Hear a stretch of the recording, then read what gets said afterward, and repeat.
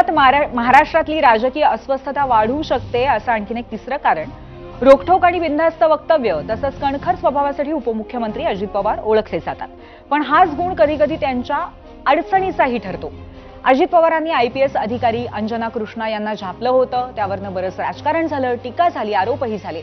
अजित पवारांनी आज सर्व वादावरती पडदा टाकत दिलगिरी सुद्धा व्यक्त केली। या सर्व कुरघोडीच्या राजकारणामध्ये आता थेट पवार विरुद्ध पवार असा सामना रंगण्याची शक्यता आहे।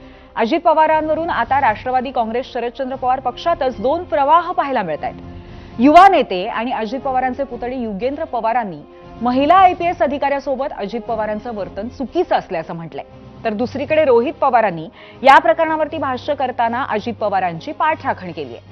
रोहित पवारांनी एक्स या सोशल मीडिया साईटवरती अजित पवारांसाठी पोस्ट टाकली।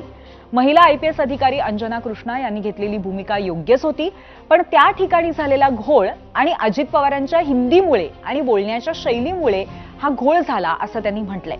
तसंच त्यांनी महायुतीतील नेत्यांवरती आणि त्यांच्या मीडिया ट्रायलवरती टीका करताना सत्ताधारी पक्षातील अंतर्गत राजकारणावरही भाष्य केलंय।